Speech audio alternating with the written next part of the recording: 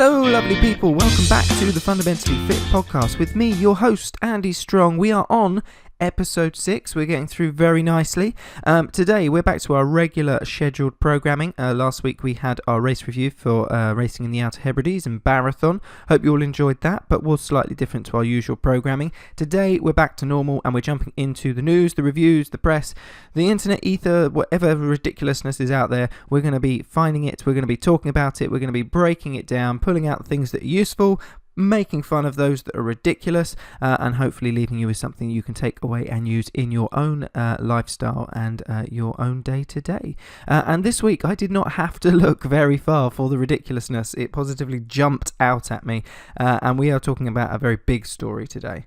It is so if you're not sitting down, sit down now. It's too late to get a cup of tea. If you're on the train, turn the podcast up, get in the zone. If you're running on a treadmill, just be a little bit careful, because when I hit you with this first one, it's gonna shock you to your very core. Okay, so a study printed in a newspaper, one of my favorite, has basically answered one of the biggest questions that we're all looking for the answer to. So you need to be here to get the answer to this question today.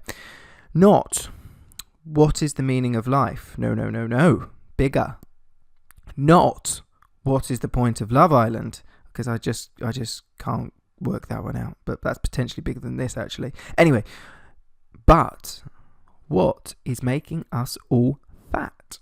That's right, they have found an answer, apparently, and it is a big one. So what is making us all fat? We're talking about it here today, and apparently, according to one newspaper and one report printed, brace yourselves, it's dust. I'm just letting that sink in for a minute. Drink it in. Yeah, come with me. That's right. Apparently dust is making us all porky. Yes, this has been printed. This is a real study. I am not making this up, and I did not have to look very far to find this story. This isn't even on one of my favorite American sites that has like jazzy headlines. This was mainstream media. So we're going to be jumping into that one. This one made me die inside a little bit when I read this. I was just like, oh man, I think this is the story that's going to break me. I mean, I've broken down ridiculousness with clients before. I've guided them through the confusion that is the internet and the media, and that's cool. That's what I do. I'm used to it. It's fine. I like a challenge, but dust? What do you say about that? It's not even special dust. It's not special fat making dust or anything like that. It's just dust. So we are going to be talking about fat dust today. That is one of our top topics. We're also going to be talking about coconut fat, because the coconut fat tribes are angry. They're mobilizing again, and the internet has been very coconut oily of late. And although I don't actually want to jump into that debate, because it doesn't tend to lead anywhere useful, certainly on all the forums that I've seen. And so I am just going to give you a very, very brief overview of what the debate's all about, and then I am going to give you some very, very basic tips on how you can go and put that information into practice in your own diet, and you can go and make your own decisions about coconut fat. But yes, they are certainly getting angry. Don't head to those comments. Don't get involved, because they're not the best. They are like internet rage level 9 at the moment. But we are also going to be talking about our main topic. Our meat of our podcast today actually contains no animal products. We are going to be exploring a study that was printed in the press. Quite an interesting one. It was a good study. It showed some very interesting things that I'm going to talk about today. However, there was a few things that they neglected to mention that have quite an impact on how relevant it is to the rest of us. And that study is based around our friends, the vegetarians and the vegans. Hello, vegetarians. Hey, vegans. And it turns out you guys have been keeping a secret up your skinny little sleeves, haven't you? That's right. Our vegetarian and vegan friends are losing a lot more weight than the rest of us. Now, I'm not sure if that's because they have been dusting their carrots, or if they have been bleaching their vegetables, but for some reason, our vegan friends and our vegetarian friends are losing a lot more weight, and we are going to be diving in and seeing if we can work out why. First of all, let's go to fat dust. And this raises all sorts of questions before we even look at the concept of what this study was about. I mean, if dust genuinely is making us all fat, does that mean that we're now going to have like clinically sterile gyms and classes? Are you going to have to be sterilized before you go in, because you don't want to come out having put more weight on because you've been breathing in a heavy dust environment? I mean, does this mean vegetable dusting is now going to be a big thing too? Are we going to have to start bleaching our apples? I mean, this could have huge implications across the healthcare sector. I mean, just dust is everywhere, and we're going to have to start wearing respirators. It's going to be like the respirator diet. That's going to be a thing. I swear that's going to be a thing. And I cannot believe that we are living in a time where, and for those of you that can remember back to Little Britain, and there was one of the sketches was a diet club called Fat Fighters, and 1 week I think it's Matt Lucas stands up and they're doing a sketch, and he's talking about this week's diet is dust, and the whole thing's about all they need to eat that week is dust. And I cannot believe that we're living in a time where actually that program and the dust-based diet is now being disputed. That can now fall into the ether of confusing dietary advice. It's just ridiculous. But nonetheless, this study has been done, and we are going to talk about it. So let's delve in right now. That's right, dust is making us fat. I didn't know if I should cry or die a little bit inside when I read this one, but it's let's do this. Bad news for those who hate cleaning. Dusty homes could make you obese, reports one of my favourite papers online. Now, scientists in the US tested extracts of household dust on a mouse, pre-fat cells grown in a laboratory. These are cells known to develop into fat cells when exposed to fat-causing chemicals. The researchers found the cells were more likely to divide into fat cells and accumulate more fat after being exposed to most samples of dust. They say the likely cause is commonly used chemicals such as fire retardants, pesticides, and plastics, which had been found in house dust before. They tested 40 different types of chemicals on the mouse cells to see which had most effect. The US environmental authorities estimate most children swallow or breathe in 50 milligrams of household dust a day, or 50 milligrams of fat dust. I'm adding that bit in. That was me. Well above the amount tested. The researchers suggested that chemicals in household dust might be contributing to the increase in obesity seen in recent years.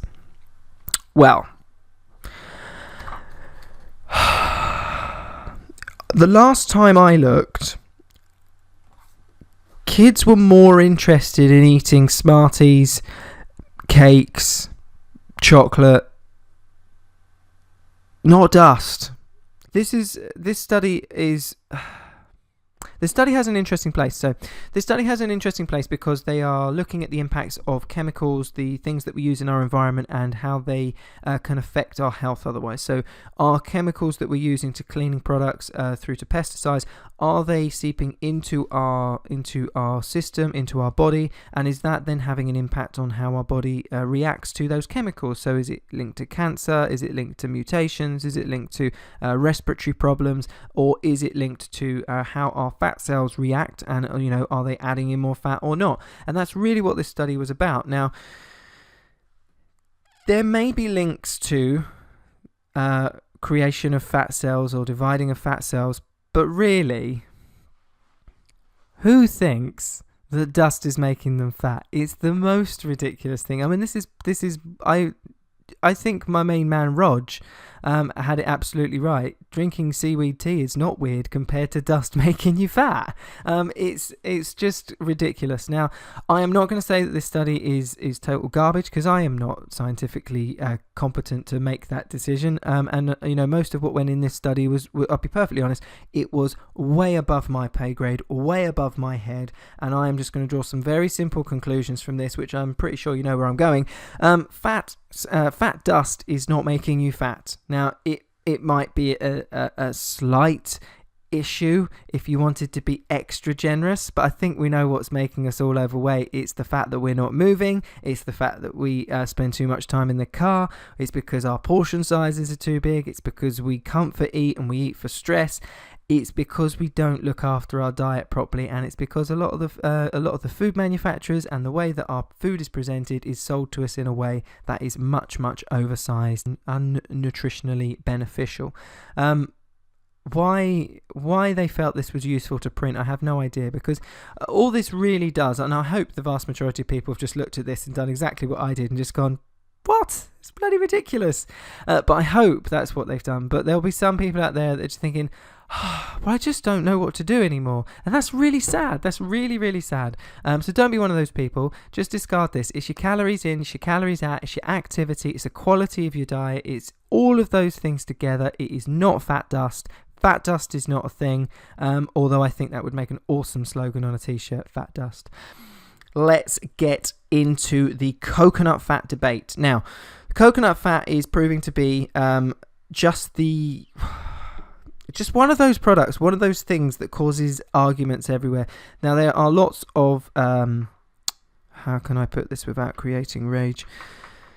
There are lots of people that think that coconut fat is the magic elixir of life. They think it is the superfood to cure all superfoods. And I'm not going to get into any of those things here today, but what I am going to get into is just what coconut fat is, and that is fat. Okay, so if you were to look on your jar of coconut oil, you will see that I'm looking at one right now. So the ingredients: salt, 0 grams. Protein, 0 grams. Fiber, 0 grams. Sugars, 0 grams. Carbohydrates, 0 grams. Energy per 100 mils, 811 calories. So 811 calories per 100 mils. Fat, 92 grams, of which of saturates, 82.8 grams. Coconut oil or coconut fat is a fat. It contains nothing but fat. Now, the arguments are over the types of fats, how beneficial they are, any special properties in coconut oil. Now, I'm not going to delve into those, but what I am going to say to you and what you need to know as a sensible takeaway with knowing nothing else about the benefits of this product is that all fat contains 9 calories per gram. If your diet is high in fat, it is high in calories by default. And if you're trying to lose weight, balance out, that is not a good thing. And the saturates on this are very, very, very high. Okay, and saturated fats are the ones that are linked with cardiovascular disease, heart attack, high cholesterol, and the rest. So make sure if you're having coconut oil, you're keeping your portion sizes sensible. Okay, that is all I am going to say on that, because there are stacks of articles out there. There are stacks of podcasts. You need to go and digest that information everywhere. I'll take it with a pinch of salt, because these studies, a lot of them are coming from places that are not as well recognized as they might be presenting themselves. But that is coconut fat. That is fat dust. We're going to put them to one side, because let's face it, they are just the internet fitness industry garbage of the week. It is not worth. We're 14 minutes in, and the next bit is actually something that's quite important. That is our vegetarians and our vegans, and they are getting skinnier by the day, and we need to do something about it, because we're all getting left behind. So there was a study, and it was printed in another one of my favourite papers. It was printed in the paper, and it showed that our vegetarian and vegan individuals are losing nearly twice as much weight as the rest of us. So this study was carried out by researchers from the Institute of Clinical and Experimental Medicine, Charles University, and the Institute of Endocrinology, all in the Czech Republic, as well as the Physicians Committee for Responsible Medicine in the US. It was a funded project from the Ministry of Health in Prague, and the study was published in the peer-reviewed Journal of American College of Nutrition on an open access basis. That means it's free for everybody to read, and you can head over there right now and have a read, or if you want to, head over to the Fundamentally Fit YouTube channel, where I also post up the podcast as a video, and you can click on the description there, and there'll be a link to all of these in there as well. Now, this the general coverage of this in the media was fairly accurate. It was obviously expanded on and kind of blown up a little bit to make it sound perhaps better than it was, but there was a few things in there that weren't as transparently recorded or reported as they could be. But that being said, it was still a very interesting study, and we're going to delve into that in just a moment. But before we do, what I decided this week was, well, the plant-based movement is a really big one in the UK right now, and there's lots of different facets, different variations, people using different approaches, and I thought it would be a good idea to give you an overview of what those were, because, quite rightly so, people don't fall into just one bracket, one category anymore. And so I thought what we would do is we would have a quiz. We would have a quiz called Name That Tarian. That's right, Name That Tarian. So I thought we would go through the different list of Tarians, types of Tarian, and then I'm going to give you a few moments to work out what this individual does or doesn't eat. Okay, so currently it's estimated that around 2% of the UK population is vegetarian, which is more than 1.2 million people. Now, teenagers currently make up the highest proportion of that 1.2 million, and vegans are thought to make up less than 1% of the population, according to the National Diet and Nutrition Survey. A vegetarian or a vegan diet can be suitable for everyone regardless of age. However, you may need to consider specific needs at different stages of your life. So, that being said, let's name that Tarian. I'm going to start you off nice and simple. What does this individual eat or not eat? Vegetarians. Doo-doo, doo-doo, doo-doo-doo, bong. So our vegetarians, they typically don't eat meat, poultry, fish, or shellfish. These guys like the green stuff. Next, lacto-ovo vegetarians. Lacto-ovo vegetarians. What do these guys and girls eat or not eat? Doo-doo, doo-doo. Lacto-ovo vegetarians, they eat dairy foods and eggs, but not meat, poultry, or seafood. So our lacto-ovo vegetarians eat dairy food and eggs, but not meat, poultry, or seafood. Next up, we've got our ovo vegetarians. What does our ovo vegetarian eat or not eat? Doo-doo, doo-doo. Doodle-doo, bong. So our ovo vegetarians, they include eggs, but they avoid all other animal food, including dairy. So no meat, no dairy, but they do eat eggs. Next up, lacto vegetarians. Lacto vegetarians. What do these guys and girls eat or not eat? Doo-doo, doo-doo. Doodle-doo, bong. So our lacto-vegetarians, these guys and girls eat dairy. They exclude eggs, meat, poultry, and seafoods. So our lacto-vegetarians, they eat dairy, but they exclude eggs, meat, poultry, and seafoods. Next up, technically not a Tarian, but very much in the category, vegans. What do vegans eat or not eat? Doo-doo, doo-doo. Doodle-doo, bong. So our vegans don't eat any animal products at all, including honey. Now, vegans tend to be quite interesting in their choices because it isn't just about diet. For some, it absolutely is about diet and feeling better, having a really healthy lifestyle. For others, it is as much about animal cruelty, sustainability of agriculture and farming, and how we produce our food, how we rear our animals, and that plays a very animal welfare plays a really big part. So vegans are no two vegans are the same. They come from very different points of view, and as to why they choose to eat this way. Now, we have a couple of variations as well. So we're now going to jump into our two variations. Pescatarians. Pescatarians. So how does our pescatarian eat? What do they eat or not eat? Doo-doo, doo-doo, doo-doo-doo-doo. So our pescatarian is a vegetarian who eats fish and or shellfish, but not other animal products. So pescatarians are vegetarians who eat fish and or shellfish, but not other animal-based products. Next up, semi-vegetarians or flexitarians. What does our flexitarian eat or not eat? Doo-doo, doo-doo, doo-doo-doo, bong. Occasionally eats meat or poultry. So, flexitarians, semitarians, lazytarians, I fall into this category. I eat a much larger plant-based diet than I used to. I eat most of my evening meals are plant-based, just certainly during the week. All of my breakfasts are always plant-based. I do eat dairy, but I do occasionally eat meat through lunch times, and then maybe a little bit more at the weekends.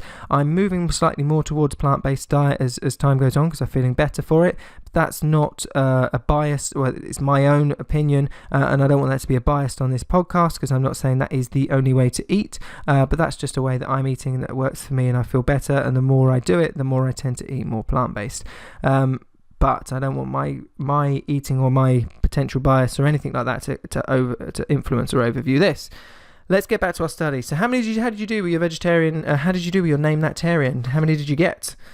Did you get vegetarian, hopefully, if nothing else? But as you can see, there's quite a few categories, so just saying a vegetarian, too simplistic, way too simplistic. But it does also show you can eat in lots of different ways. It's just about finding one that really works for you. So now we know Artarians from our vegans. Let's jump back over to this study and see what we can learn about vegetarian or plant-based diets and if they're going to be useful for your own weight loss. So it reported in one of my favourite papers, it said that dieters who followed a vegetarian eating plan lost nearly twice as much weight. Sounds enticing, doesn't it? Now, the interesting thing here, both diets both involved reducing daily calorie consumption by 500 calories. It was a group of 74 men and women, and they basically both had their diets controlled, whether they were in the vegetarian diet group or the non-vegetarian diet group. After 6 months, researchers found that the vegetarian group had lost about twice as much weight than the other group, 6.2 kilograms compared to 3.2 kilograms. Now, that sounds really, really exciting on the face of it, and they are certainly encouraging and interesting results. However, what was not reported was that this study was not into the general population at all. This study was done into type 2 diabetics. That's really important because there's some important takeaways we can take from that. This was not a general population member of the general public who's relatively healthy, just wants to lose a little bit of weight. This is somebody whose body is already responding differently to food, carbohydrates, sugars, and actually how they respond to that. The groups themselves, the 74 men and women, were already all diagnosed with type 2 diabetes. They were all with a BMI of over 25, which means they were all into the overweight or obese category, which is a lifestyle trend that we see with type 2 diabetes, not exclusively, but most of the time. And so therefore we can start to look at it and say, well, these individuals are, the point of the study was to find how diabetics would respond to a plant-based diet and if it could be used as a potential weight loss intervention tool to help them manage their condition. That's really cool, understandable that they will want to do that, and again, the research as we get to it certainly is interesting, but this doesn't necessarily mean that it can directly apply to our general population by taking on one of these diets themselves, that they're going to automatically lose massive amounts of weight as well. That being said, let's have a little bit closer look at this study. So we had our 74 men and women, all overweight, all diabetic.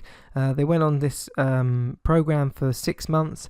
They were split into two groups. They had the vegetarian diet group, and then they had the diabetic diet group. So even the non-vegetarian group wasn't just on a regular diet, they were on a diabetic specific diet. Each group, or each member of each group, had the calorie requirement based on their activity levels and their daily activities worked out, and then they both groups had 500 calories deducted from this baseline. This was to help them lose weight. So they were both put into a calorie deficit. The vegetarian diet consisted of vegetables, grains, legumes, fruits and nuts, and was around 60% carbohydrates, 15% protein, 25% fat. The conventional diabetic diet was made up of around 50% carbohydrates, 20% protein, and less than 30% fat. So the balance of these macronutrients, our fats, carbohydrates and proteins, were not identical in both groups. That means it was not like for like comparison. That is important to remember because the balance of these macronutrients has a big impact on different people. Different people respond to different quantities of carbohydrates based on their lifestyle, based on how they are as an individual. I see this with my clients all of the time. So, next up, the participants were asked not to alter their existing exercise habits for the first 12 weeks, and then they were prescribed a tailored exercise program to do 3 times a week after the first 12 weeks. MRI scans of participants' thigh muscle were taken as a baseline, and then at 3 months, and then at 6 months. 2 types of fat were measured: fat just under the connective tissue, subfascial, and fat just under the skin, subcutaneous. This was then used to measure their results. Now, the basic results. The vegetarian diet was almost twice as effective as reducing body weight compared to the conventional diet. Now we say body weight. Participants lost 6.2 kilos on the vegetarian diet versus 3.2 kilos on the standard diabetic weight loss diet. The greater weight loss was seen in the vegetarian diet, was also accompanied, however, by greater muscle loss. So our vegetarians lost a higher proportion of their muscle. Now this is not advantageous. So if we are losing muscle mass, our muscle is what we call metabolically active, so it requires calories to sustain itself. So if you are losing muscle, then your calorie requirement is also going down as well. It would be more advantageous to be losing fat, which is not metabolically active, doesn't require any calories to sustain itself. So we're actually really looking to reduce our fat stores to reduce our overall weight, not reduce our weight as a blanket statement. If we're losing weight, it could be coming from muscle, and that's certainly what we seem to be seeing in this study, and that's not advantageous because again that will be lowering your calorie requirement. Now, for some individuals that might not be so much of a problem, but for a lot of individuals, particularly those on certain exercise regimes where they're trying to maintain muscle mass, trying to improve definition, that could be a potential worry. That doesn't mean that has to be the case. It might just be the balance of macronutrients and different individuals, different lifestyles. Okay, so let's see how we can, what's the conclusion from this study? What can we take away? What's important, what's good, and what do we need to know? One of the things that came out of this was there was a lower adherence to the diet in the conventional group. So the conventional diabetic group was not able to stick to the diet as well as the vegetarians in their group. Now, this is two interesting things we can take away from this. One, it therefore means that it's less surprising that our vegetarian group lost more weight if more of them stuck to the plan for a longer period of more of the 6 months than those on the regular diabetic diet. It also raises the question, why did the vegetarians stick to the diet for longer? Was it that they were enjoying the change? Was it that they just found it easier to stick to than they thought? Or was it that they were maybe feeling better because they were eating in a way that made their body feel better? Some of this, I'm just throwing ideas out, but this is really interesting because we need to understand why the why the non-vegetarian group on the diabetic diet wasn't able to stick to the diet as long, because there's an interesting point that needs to be explored there. More studies required for that. One of the other things to take away from this study, the thigh was the only part of the body where the fat measurements were taken. It could be the case that reduction in abdominal fat, a big risk factor for type 2 diabetes, didn't differ between the two groups, but we wouldn't know because they only measured one area. So while they were trying to keep the results as clear and as narrow as possible, this now needs to be expanded in the next study to kind of clarify the position moving forward. The proportion of fat recommended in the vegetarian group was much lower than that in the conventional diet group, so it would be expected that fat reductions would be greater in the vegetarian group.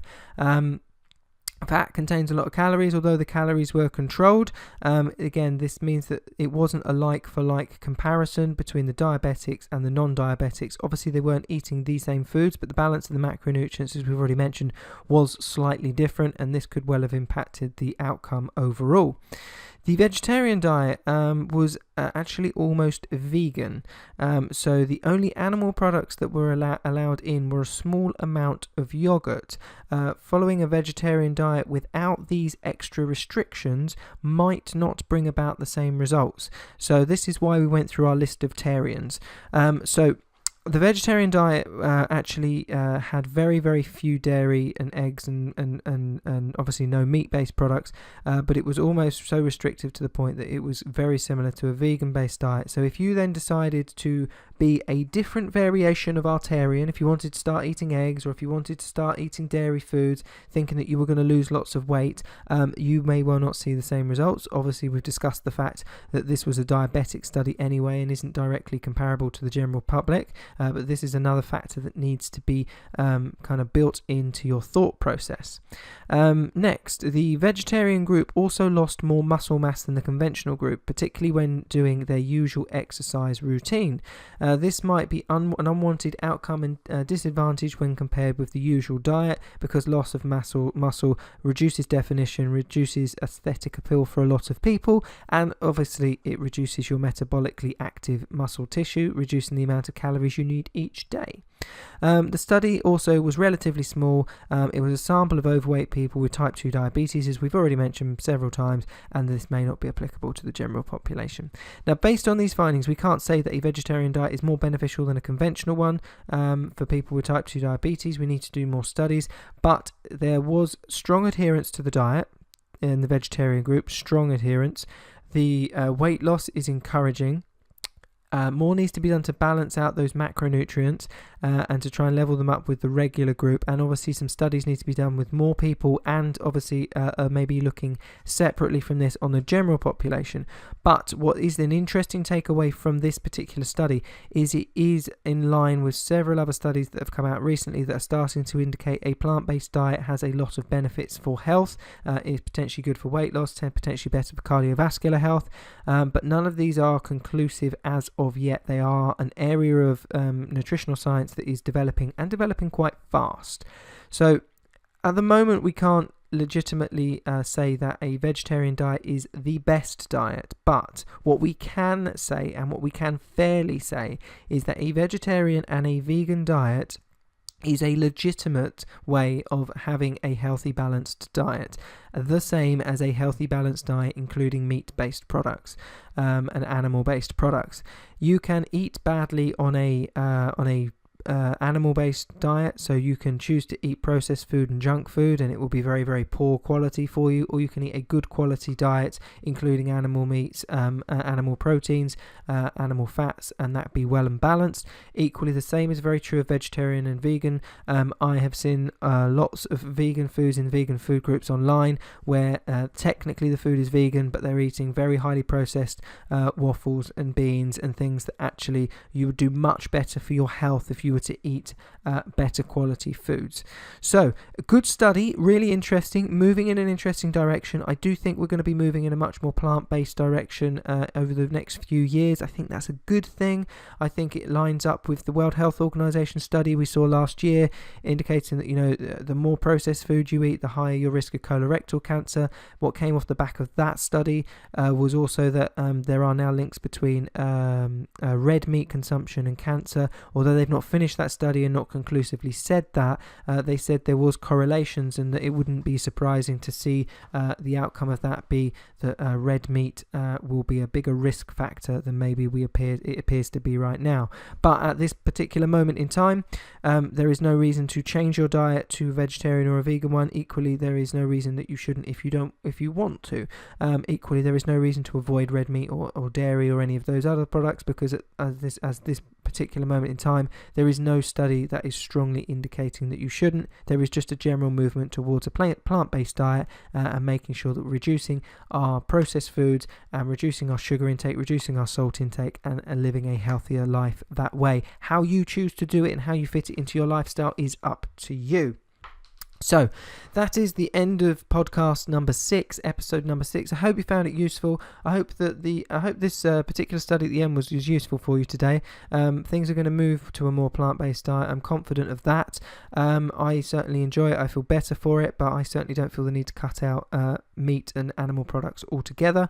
But those that do, you need to just be mindful that you're getting all of the right nutrients and the right vitamins in. As long as you do that, you guys, there's nothing wrong with that. Enjoy it, be healthy, be happy, and don't get angry online with people, because that's not cool. I hope you've enjoyed Fat Dust, so please do dust your vegetables. That was not in this study as well. I forgot to say there was no allowance for dusting of vegetables, so I don't know how fat dust factored into this study. They might need to do it again. So have a great weekend. I will see you in episode 7 next week. But until then, I'm Andy Strong, helping you to eat smart, train smart, stay fundamentally fit. Head over to iTunes, download. Please leave us a review. Let us know how we're getting on. Let us know what you like, what you don't like about the podcast. Help us make it better. Help us make this a place that you enjoy coming to once a week. But until then, I will see you in another podcast very, very soon.